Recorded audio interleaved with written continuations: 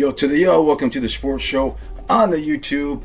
I just wanted to go over some of the baseball labor negotiations, or lack thereof, I should say, between MLB and the Players Association.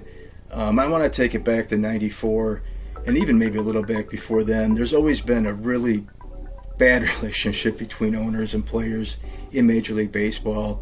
MLB does have one of the best players associations as far as strength compared to other sports, but I think baseball is just, it showed in 2020, wasted a golden opportunity when they could have been the only sport out there, right? When you had you had basketball shutting down, there was nothing else going on that summer, and they just missed their chance to showcase the sport because of labor negotiations. And I think the writing was on the wall, and I think everybody knew it once that collective bargaining agreement was finally reached, that there was going to be problems down the road, and we're seeing it right now. This is a sport, I don't think they even know what the hell they're doing. For God's sakes, they're still playing games in October. They expanded the playoffs way too much. I know during the pandemic is why they did it. They had seventh inning double headers and runners on second base. Dartboards, if you throw it, whatever the hell it landed on, that's what you would get. It's just some wacky ideas out there. I mean, I'm kind of old school. I don't like interleague play. The DH, whether they keep it or not, I'm not going to die on a hill for that. That really doesn't matter. But really what it comes down to, more than all those other things, is that the sport just doesn't recognize the critical condition it is. Manfred's come out and said some things. I know Tony Clark has as well.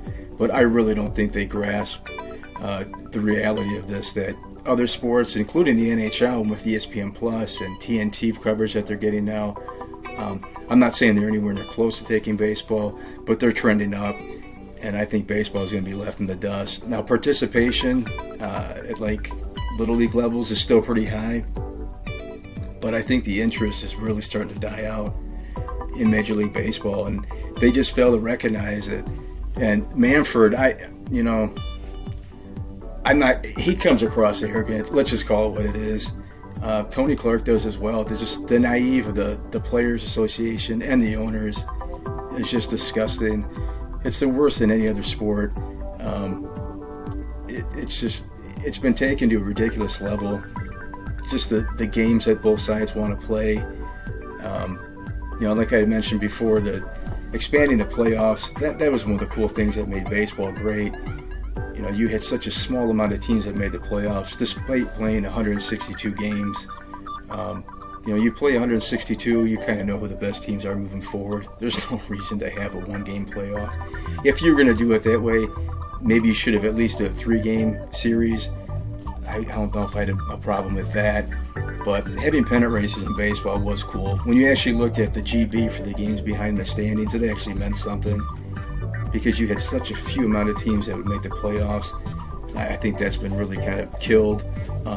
The debacle in the All-Star game, this is 10 or 15 years ago, hell, maybe longer than that, where you had to call the All-Star game because you ran out of pitchers. There's been some embarrassing moments in baseball, but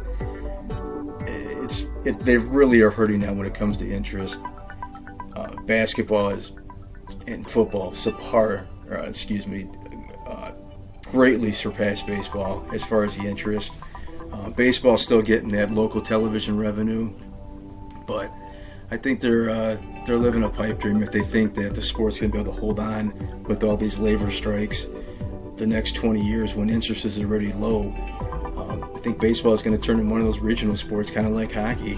Here in Michigan, hockey's huge, but down south, unless the team's winning, or even out west, if they don't have a competitive team out there, they're not drawing interest. I think baseball's strong in the Midwest. I think baseball's strong in the East Coast. I think some of the other regions, they're top sports too, but it's a sport that's so delicate that you just can't keep having these labor negotiations. And a lot of other stupid things that I want to get into, like why the hell are we starting a lot of these cold weather teams playing home or playing against other cold weather teams when it's in April? You're going to have rain delays. You're going to have snow. The players don't want to be out there. There's no reason why the Yankees can't go play Toronto in the Sky Dome to open the season. Send the Tigers out west. Send the Cleveland, whatever the hell you want to call them, Guardians, the Guardians. Send the Guardians down to Texas. Send them to Tampa. Send Philly to Tampa. I know this year, I didn't look at the schedule. I'm pretty sure the Tigers are starting out west, which is good. I don't know if they heard me. But some of these other teams aren't. And you're going to have delays. And it just doesn't, just stuff like that is what I'm saying. It makes no sense. You know, why start the season that early? There's no need for it. There really isn't. Nobody's going to watch these guys play in the snow. I mean, sure, it's fun to watch, but just a lot of dumb decisions. Runners on second base, seventh inning doubleheaders. I don't get it. I just don't. So that's just all I wanted to touch on a little bit of baseball negotiations. I think they said if they don't have a deal done by Monday, season's going to be delayed. Spring training already is going to be delayed. So a fragile sport like baseball cannot afford any labor strikes or even delays moving forward here. They have to get this deal done. So that's that. I had to give a little hot take on the baseball situation going on here. Hopefully they'll get a deal done Monday. Like, subscribe. See ya.